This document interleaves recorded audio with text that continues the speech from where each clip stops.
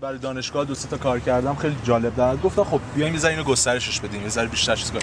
یه کلیپی امشب به نظرم کار قشنگی در میومد که برای یه گروه موسیقی یه مستند کوتاه درست کنم. با آدمای اطرافم نگاه کردم و گروه باد رو انتخاب کردم، چون هم اعضاشو دور میشناختم و همین که کارشون توی اجرای تئاتر دیده بودم. اینجوری شد که تصمیم گرفتم یه مستند کوتاه درباره معرفی گروه باد بسازم. افراد گروه رو دورم جمع کردم و همه اینا رو براشون توضیح دادم و ازشون خواستم که درباره گروه صحبت کنم. حالا از زبون خودشون نحوه شکل‌گیری گروه باد و پیوستن اعضای اون به همدیگر رو میشنویم. من یه کاری رو کرده بودم برای علی گذاشتم، گفتم حالا یه همچین رویکردی داریم، به حالا می‌خوایم یه کاری رو بکنیم، تدوین‌هایی داریم از موسیقی ایرانی و چیزی که سلیقه خودمون بود، چون علی نوازنده گیتار بریکس و خیلی گرایش به سمت موسیقی راک و متال داره. با هم دیگه صحبت کردیم که این کارو بکنیم و اوکیش رو گرفتیم از هم دیگه و رفتیم و یه ذره طول کشید، یه فاصله‌ای افتاد بینش تا بخوایم یه فرصتی بشه بخوایم کنار هم دیگه جمع بشیم. موسیقی تلفیقی خیلی مثلا دوست داشت که این کار انجام بده. بعد منم گفتم حتما تجربه جدیدیه، برام جالبه برام این کار رو انجام بدم به عنوان یه بیسیست، شاید خوب باشه. اون موقع من با یه دوستی آرشخان غریبی شروع کردیم کار کردن، یعنی اول من و ایشون کنار هم دیگه تصمیم گرفتیم بیایم یه گروهی رو راه بندازیم و هر کس از دوستان اطرافمون نزدیکانمون بیایم با هم دیگه یه گروه موسیقی رو درست بکنیم، کسایی که میتونیم این کارو با هم انجام بدیم. بعد خب اولین نفر که میدونستیم از قبلا با هم هماهنگ کرده بودیم علی بود. با هم شروع کردیم و یه کاری بود که بخوایم انجامش بدیم. ما خیلی دوست داشتیم روی ادبیات معاصر ایران کار بکنیم، چیزی که بهش پرداخته میشه ولی خود من خیلی دوست داشتم که حالا یه شکل دیگه نگاهش بکنیم. انتخاب کردیم، اومدیم شعر ماهی شاملو رو انتخاب کردیم برای کار اولمون. دیگه با هم دیگه کنار هم دیگه این کارو ساختیم، آوردیم جلو، با هم دیگه تنظیماش توی گروه انجام شده، اومد جلو تا شد کار فراموش شده. به روز گفتش که من یه آهنگی دارم و میتونی مثلا درامش رو برام بنویسی و منم خیلی آماده بودم همیشه برای این کارا. درام قطعه رو نوشتم براش و بعد یه ذره صحبت کردیم راجبش و اینا. گفتش که آقا اصلا بیا خودت ضبط کن اینو. گفتم که باش بریم ضبط کنیم.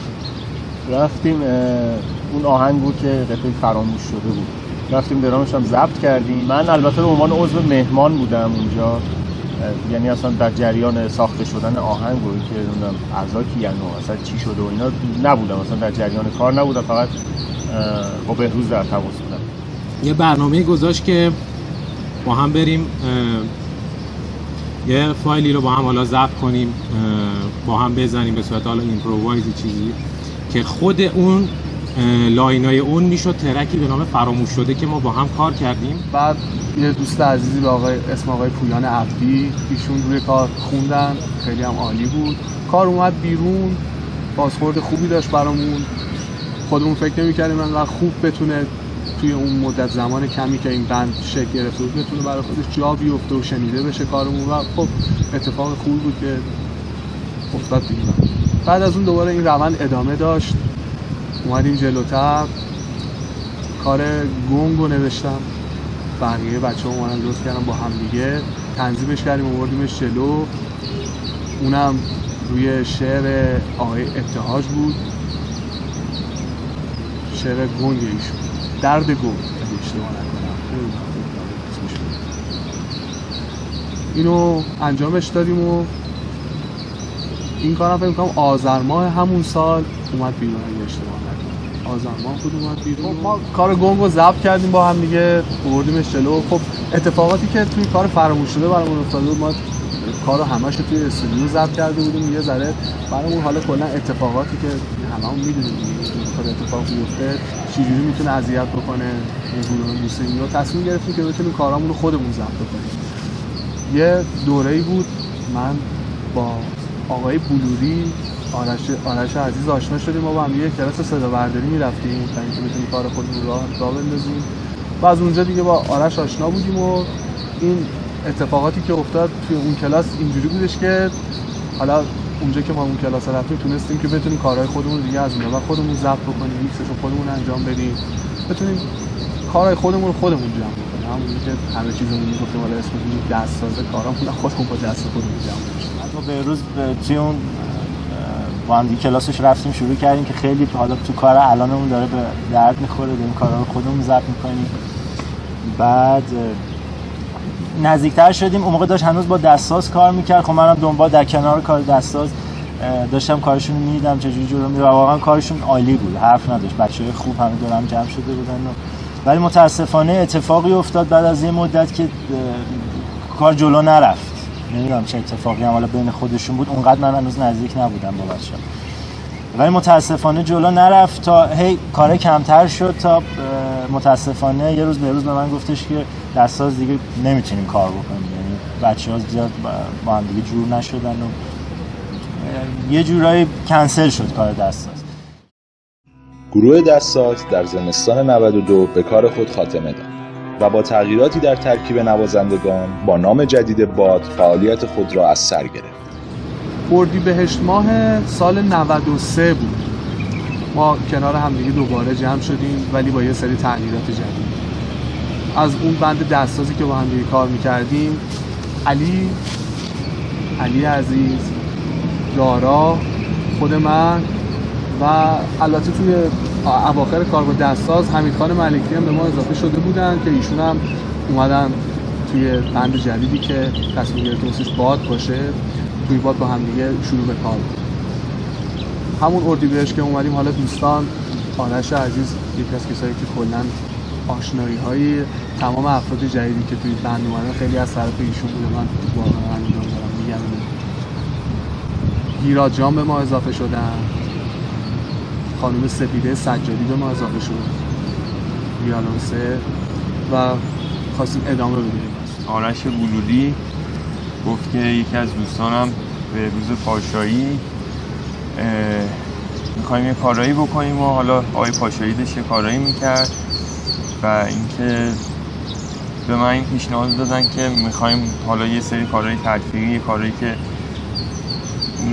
شاید تا حالا خیلی کسی اون کارا رو نکرده باشه و خواستیم که شروع کنیم و یه روز به روز آرش اومدن خونه ما و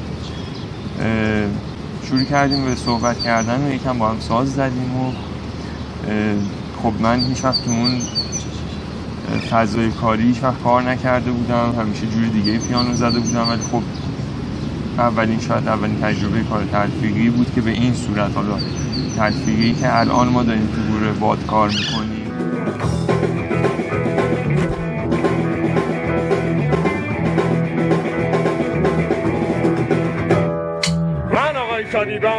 در پاییز 93 نمایش آقای شادی با آهنگسازی و اجرای زنده گروه باد به مدت 20 شب در تماشاخانه استاد مشایخی روی صحنه رفت. این نخستین فعالیت رسمی گروه باد. کسی نکشیده جز مخلص همتون آقای شادی.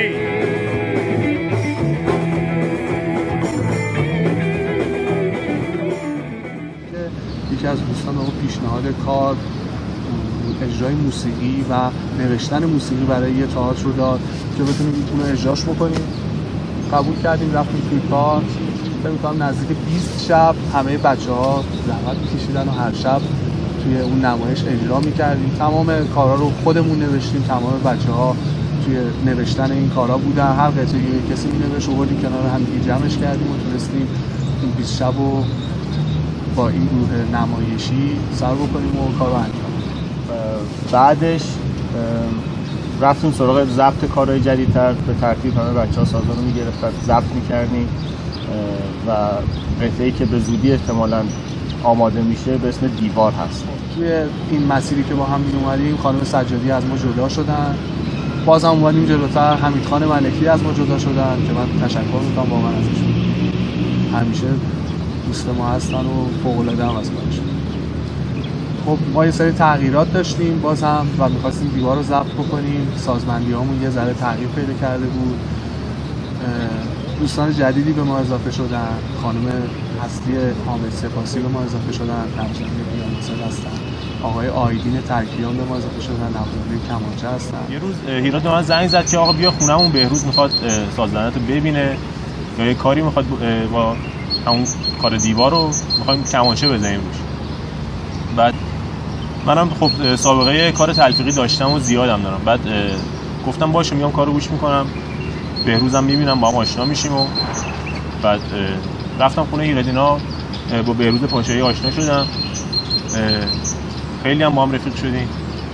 بعد گفت که توضیح داد راجع به کارا که چجوریه چجوری نیست، اسم گروه، حالا نوازنده ها، سازبندی ها اینطوری.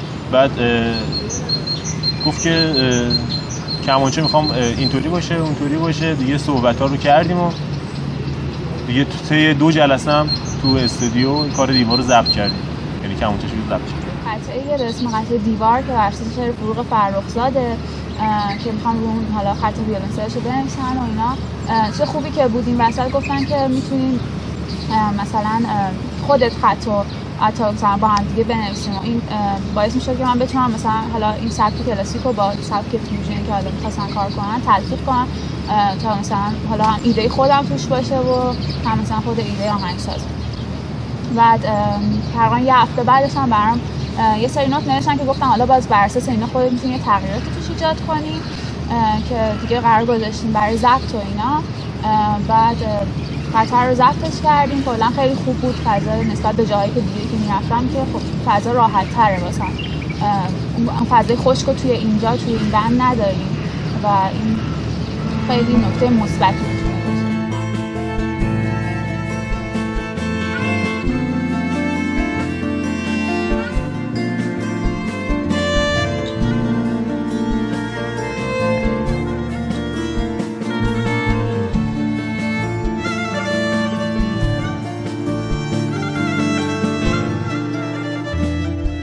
خوشحالم، حالا خوب یا بدش واقعا یه اتفاق جدیدی، حالا فرق میکنه با بقیه. داریم تجربهش میکنیم، حتما توش یه سری جا باید بیشتر کار بشه.